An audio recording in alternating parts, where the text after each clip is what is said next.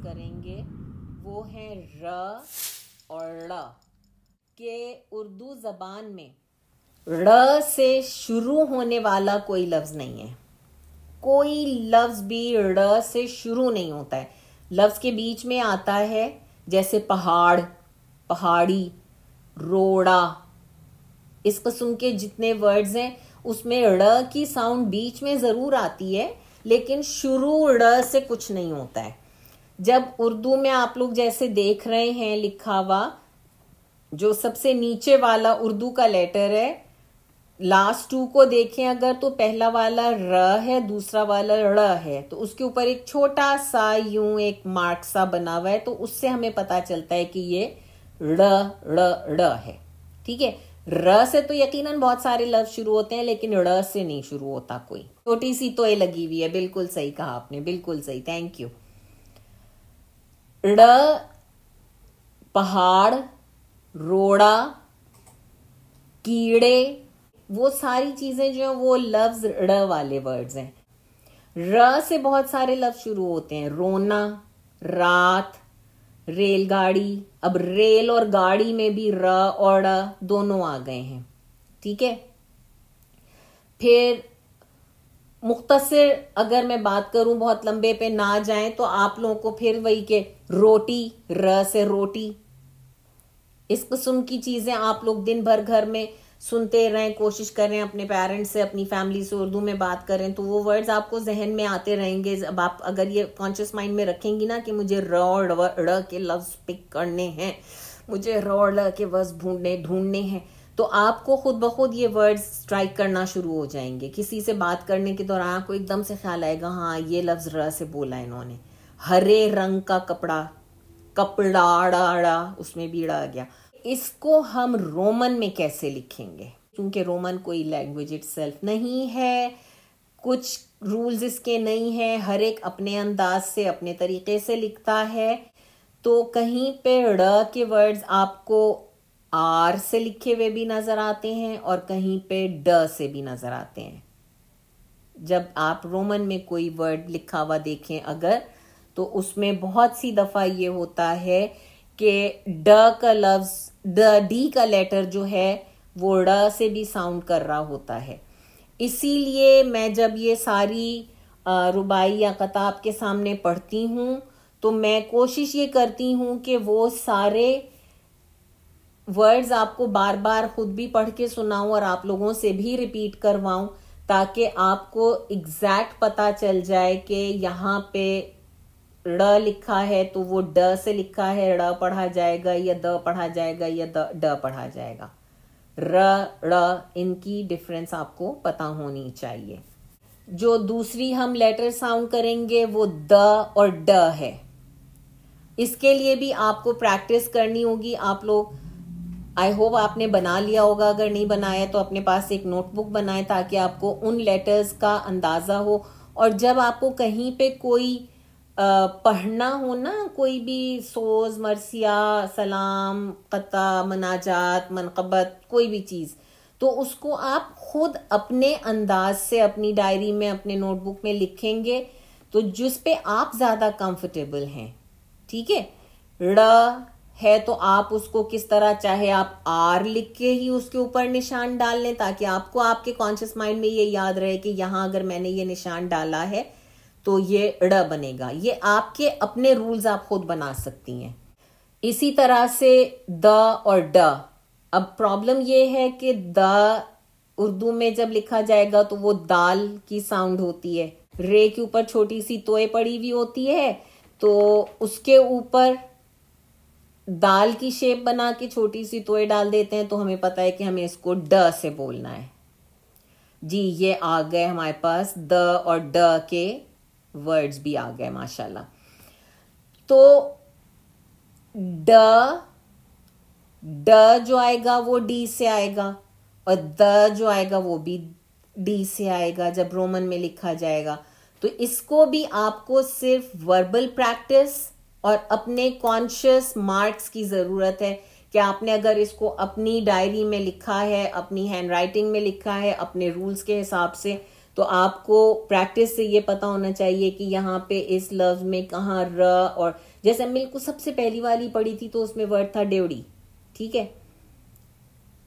अब वो दोनों जो थे मेरा ख्याल है वो डी से लिखे गए थे, तो अब हमें कैसे पता कि हमें ड्योढ़ी पढ़ना है या ड्योढ़ी पढ़ना है या क्या पढ़ना है? तो क्योंकि इसके लिए फिर आपको जाहिर है प्रैक्टिस और वोकैबुलरी की जरूरत होगी।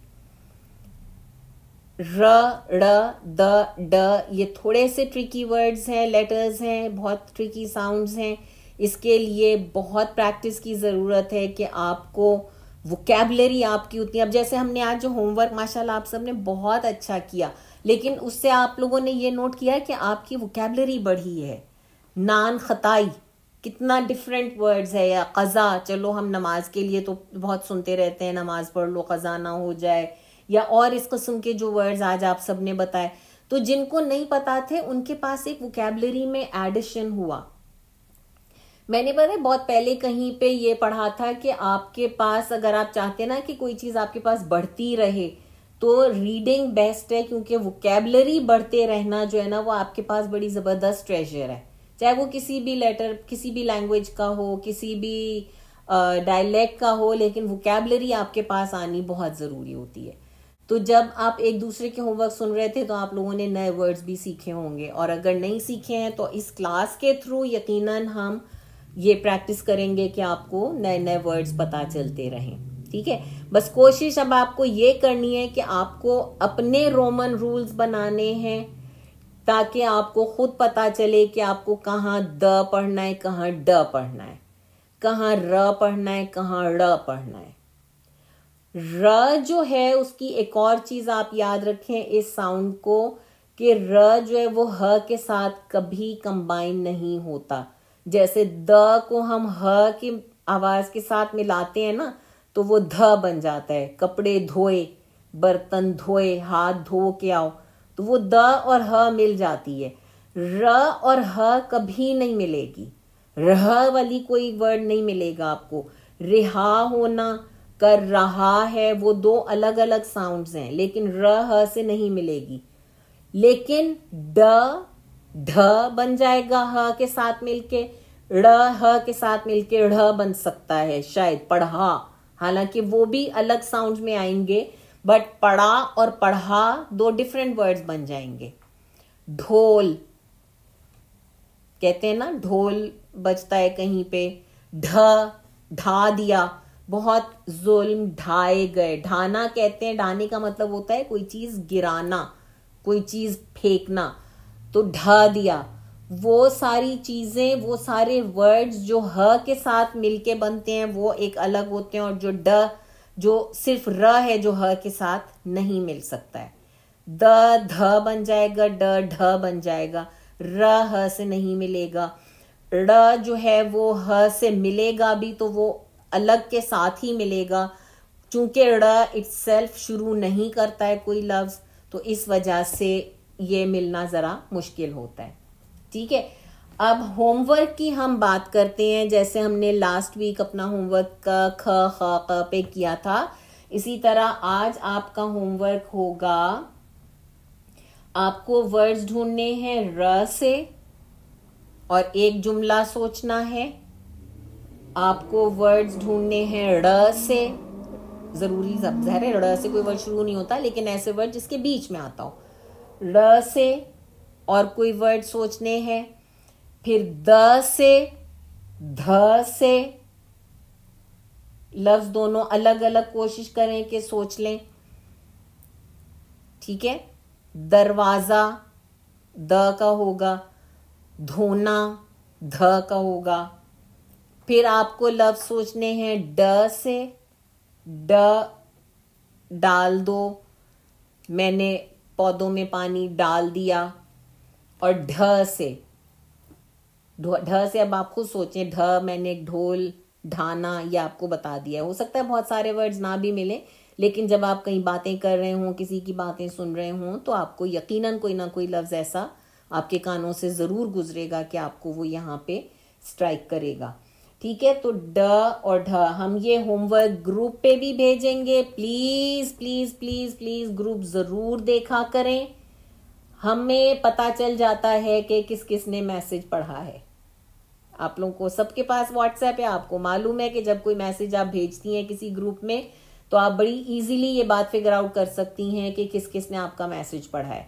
ठीक है, मैं अब आपको एक टास्क और ये दे रही हूं कि जब हमारा ये होमवर्क का मैसेज ग्रुप पे आ जाए तो आपको उसे एक्नॉलेज करना है। आप उसे रिप्लाई करें, चाहे आप सिर्फ एक थम्स अप के साथ करें, चाहे आप ओके का रिप्लाई करके करें, लेकिन आप प्लीज ग्रुप को कभी मिस मत किया करें। जरूर ग्रुप देखा करें ताकि आपको पता रहे कि होमवर्क क्या हो रहा है। हम होमवर्क के लिए हेल्प भी आपके लिए ग्रुप में डाल देते हैं। फिर जब ये क्लास की सारी रिकॉर्डिंग हो जाती है तो इसको भी जो आपका चैनल है उस पर लोड करते हैं तो यहाँ आ जाता है उसका लिंक भी। तो वो सुन के भी कोई चीज़ अगर आपकी मिस हो गई हो तो आप यकीनी तौर पे उसको रिवाइव कर सकते हैं उस वीडियो से।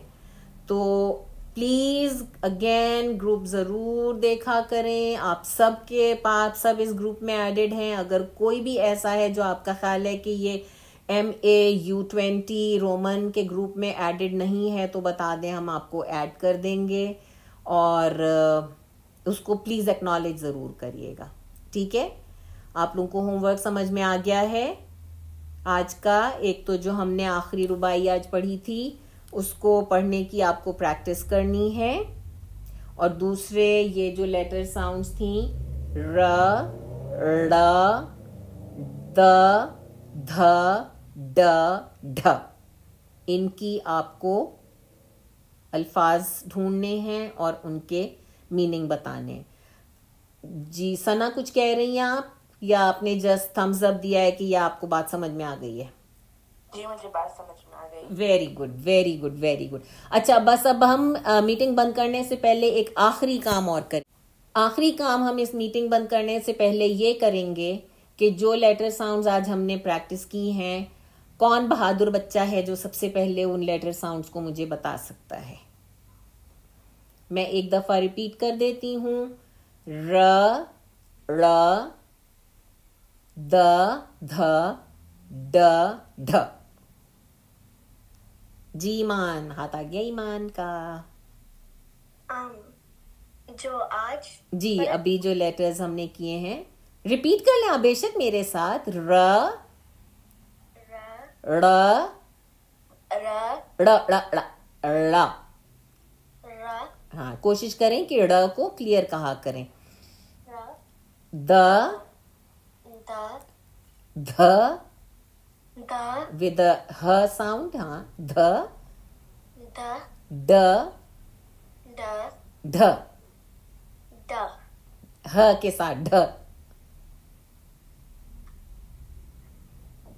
ट्राई करें ढ। ड, चले ठीक है, सुनिएगा तो करती रहिएगा, इसकी भी ऑडियो आ जाएगी। और नेक्स्ट कौन है? सना जी।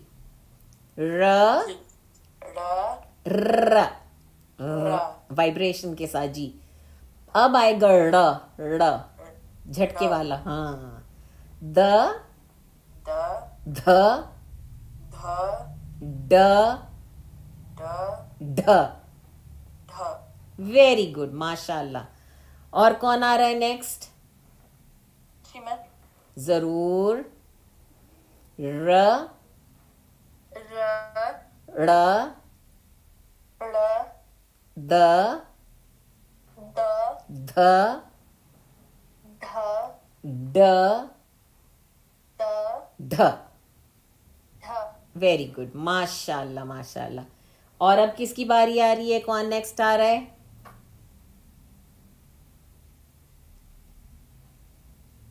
कोई है?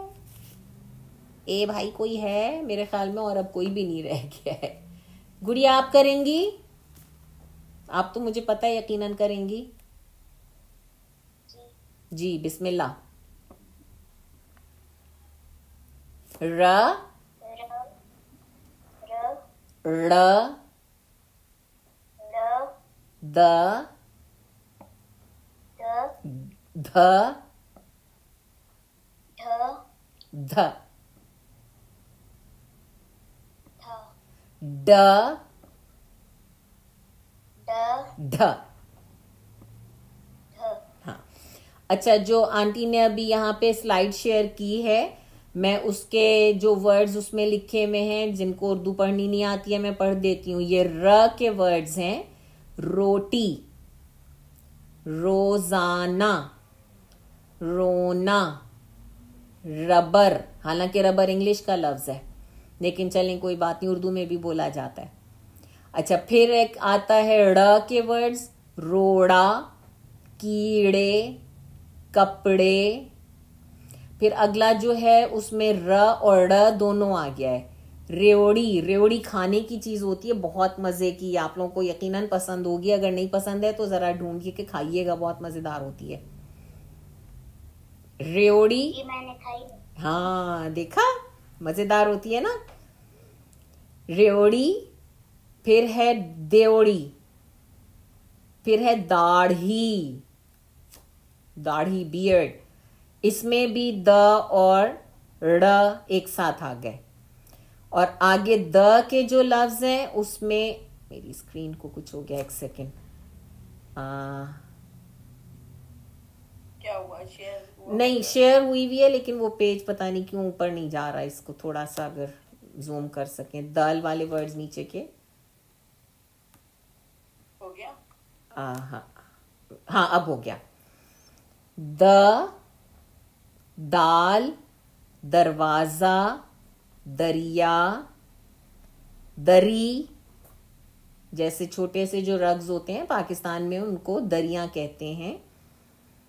और दर्द, दर्द होता है, सर में दर्द होता है, कोई भी इस तरह के वर्ड्स। अब ये सारे तो एग्जाम्पल्स हैं, ठीक है।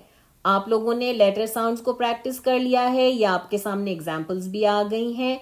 अब होमवर्क आपका ये है कि आपको, जैसे पिछले वीक हमने किया था, कि इन हुरूफ से, इन साउंड से लफ्ज ढूंढने हैं, और कम से कम एक एक जुमला हर लफ्ज से आपको बनाना है।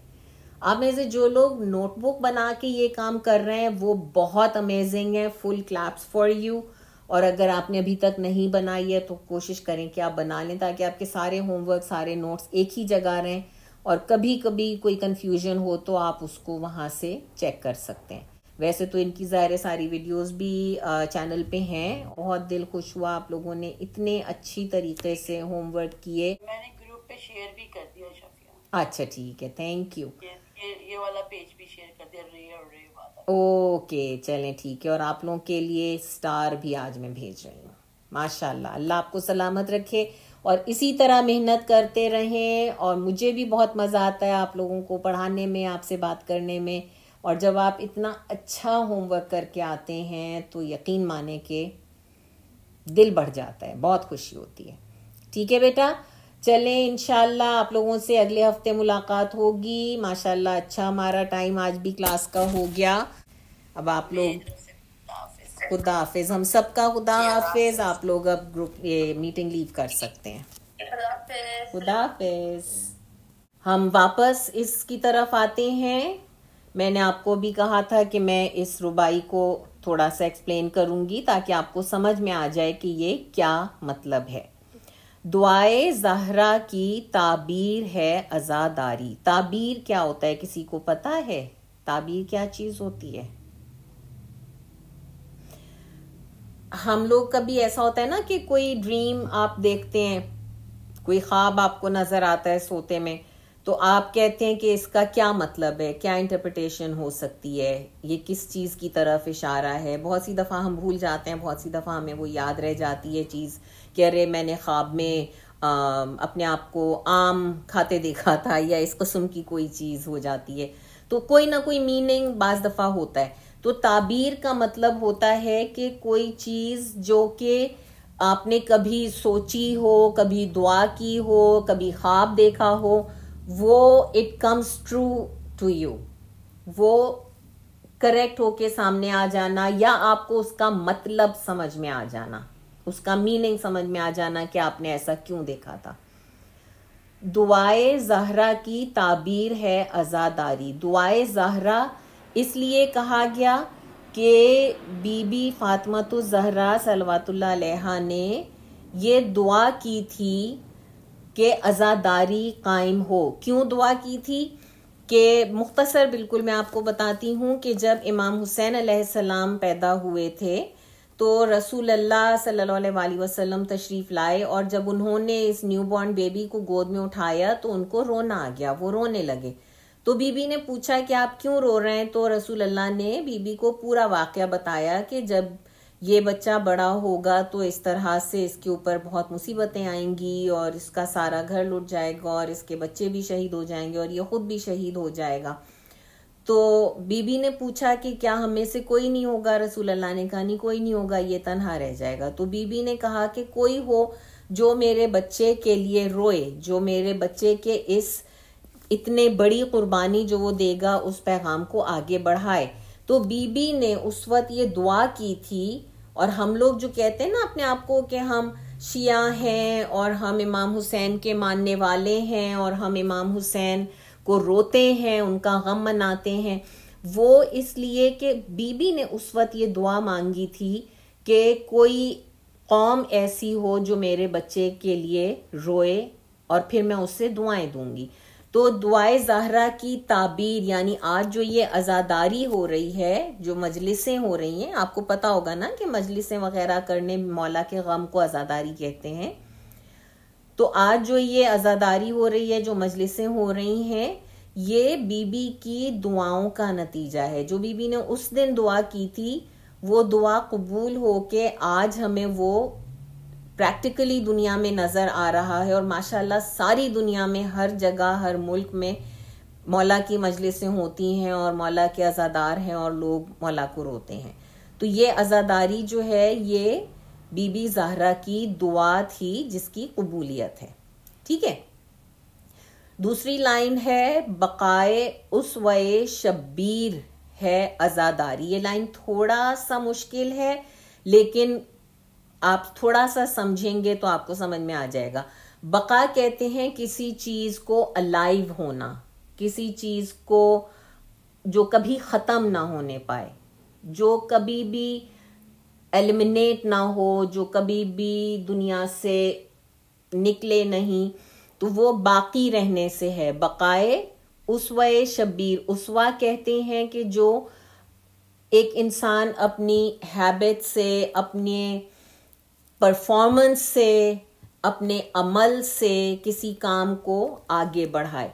तो इमाम हुसैन अलैहिस्सलाम ने जिस तरह से ये पैगाम अल्लाह का था जो आगे बढ़ाने के लिए इतना स्ट्रगल किया और ये पूरी वहाँ पे एक बैटल हुई और बच्चे भी उनके शहीद हुए, भाई भी शहीद हुए, बीबियों ने भी कितनी तकलीफें उठाई, लेकिन उसका मकसद ये था कि इमाम हुसैन ने, ये उनका वादा था कि किसी भी तरह से होगा, हमारा दीन जिंदा रहेगा, हमारा मजहब जिंदा रहेगा, अल्लाह का नाम, रसूल का नाम, कुरान जिंदा रहेगा। तो ये सारी स्ट्रगल उसके लिए थी। तो उसके लिए ये वर्ड यूज किया गया है बकाए उसवे शब्बीर, बल्कि उसवे शब्बीर असल वो वर्ड है कि जो कुछ इमाम हुसैन ने किया। बका का मतलब है वो बाकी रहा, कायम रहा, it's still alive.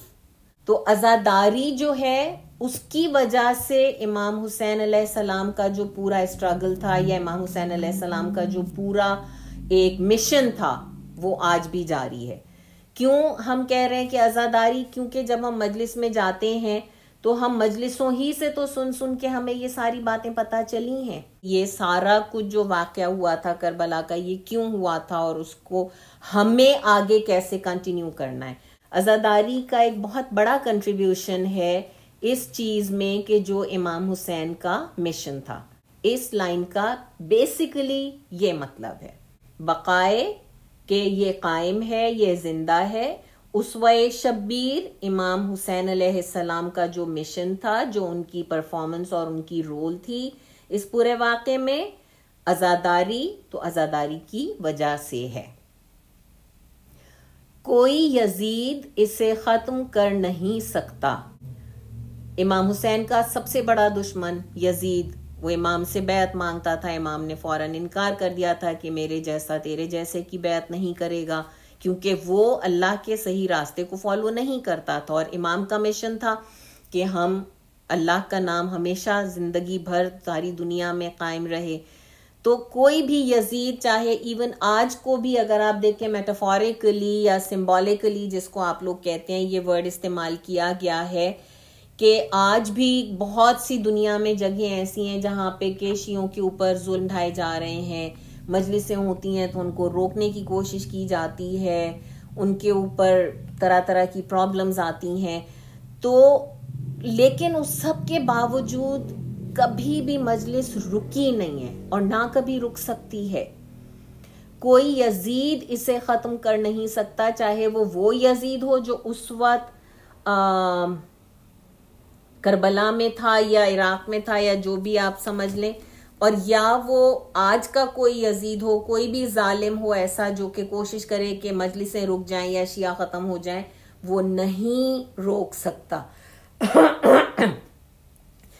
Last line है अताए ज़ैनबे दिलगीर है अजादारी। अच्छा, जो हमने थर्ड लाइन पढ़ी ना कि कोई यजीद इसे खत्म नहीं कर सकता, वो इसलिए भी खत्म नहीं कर सकता कि इस पे तो बीबी फातिमा सलवातुल्लाह अलैहा की दुआ शामिल है। उन्होंने दुआ की थी ना हमारे लिए, उन्होंने दुआ की थी ना कि एक कौम हो जो कि हमेशा हमेशा मेरे बेटे का गम मनाए और उस सारी जो कुर्बानियां थी, जो सैक्रिफाइसेस थी, उन सबको एक्नॉलेज करे।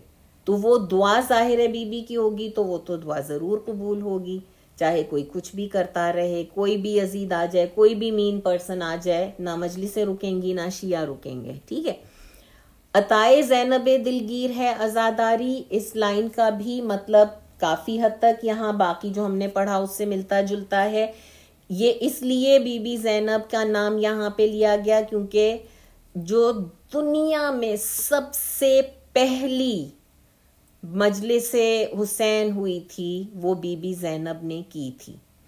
जब 1 साल भर कैद में रहने के बाद बीबी को वहां से रिहाई का हुक्म मिला और उनसे कहा गया कि आप लोग चाहें तो वापस मदीना जा सकती हैं या करबला जा सकती हैं।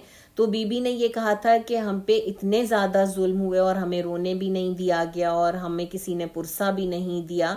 पुरसा मीन्स कंडोलेंस। तो हम चाहते हैं कि हमें एक टाइम दिया जाए, एक जगह दी जाए जहाँ पे कि मैं बैठ के अपने भाई को और अपने शहीदों को रोऊं और लोग मुझे आके पुरसा दें। तो वो जब मजलिस हुई थी वो सबसे पहली मजलिस थी जिसमें के बीबी वहां पे बैठी थी और उन्होंने सारे जो जुल्म ढाए गए थे, जो वाकयात हुए थे, वो सब लोगों को बताए थे और लोगों ने आकर बीबी को उसका पुरसा दिया था। तो इन अ वे वो सबसे पहली मजलिस थी जो इमाम की शहादत के बाद या वो ट्रेजेडी ऑफ करबला के बाद या वाक़े करबला के बाद सबसे पहली मजलिस थी जो बर्पा की गई थी। तो वहीं से ये सिलसिला शुरू हुआ और फिर उसके बाद जैसे जैसे और लोगों को पता चलता गया, जिन जिन के दिल में इमाम की मोहब्बत थी वो लोग इसी तरह से मजलिसें करते रहे। मदीने आके भी बीबी ज़ैनब और इमाम सज्जाद अलैहिस्सलाम इन मजलिसों को उन्होंने जारी रखा और इस तरह से उस दिन से लेके आज तक ये मजलिसें जारी हैं क्योंकि ये हमें बीबी ज़ैनब ने सिखाया कि मजलिस कैसे करते हैं। बीबी ज़हरा की दुआ थी, बीबी ज़ैनब की अता थी कि वो हमें उन्होंने ये बताया कि कैसे करते हैं। ठीक है, वन मोर टाइम मैं इस रुबाई को पढ़ती हूँ और फिर उसके बाद हम इसको कंटिन्यू करेंगे। दुआए ज़हरा की ताबीर है अज़ादारी, बक़ाए उसवे शब्बीर है अज़ादारी, कोई यजीद इसे ख़त्म कर नहीं सकता, अताए ज़ैनबे दिलगीर है अज़ादारी। अगर आपको ये रुबाई समझ में आ जाए तो आप यकीनन इसको बहुत अच्छी तरह अप्रिशिएट करेंगे क्योंकि ये हम हर रोज़, कहना चाहिए मजलिसों में, हर जगह हम इससे गुजरते हैं, हमें इसका एक्सपीरियंस होता है। ठीक है, तो आप लोग बताइए, आप में से ये पढ़ सकता है कोई इसको? ईमान की तस्वीर नजर आती है, कुरान की तस्वीर नजर आती है। कुरान की तफसीर बेटा, कुरान की तफसीर। हाँ, कुरान की तफसीर नजर आती है। अल्लाह तेरे घर की फिजा आए ज़हरा तहीर ही तहीर नजर आती है। वेरी गुड, माशाल्लाह, आपके पढ़ने में रवानी बहुत है माशाल्लाह से। एक तो ये जरा गौर करिएगा कि पहली जो है लाइन में तस्वीर है, दूसरी लाइन में तफसीर है, ठीक है। और फिर अल्लाह तेरे घर की फिजा ए ज़हरा ततहीर ही ततहीर नजर आती है। अगर आप सब लोग एक दफा इस चीज को सुन लें कि अगर आप ग्रुप के ऊपर जाके मैसेजेस चेक करें तो नुसरत आंटी ने इस रुबाई को ट्यून में पढ़ के भी रिकॉर्ड कर दिया है, उस पे अपलोडेड है ये। तो आप लोग इसको ट्यून से पढ़ने की, तर्ज में पढ़ने की भी प्रैक्टिस करिएगा, ठीक है। ये हम अगली किसी क्लास में इन सब रुबाइयों को तर्ज से भी पढ़ने की प्रैक्टिस करेंगे, जिस दिन स्पेशली नुसरत आंटी के पास टाइम हो ज्यादा। तो आप लोग तब तक इसको प्रैक्टिस करते रहें, सही है।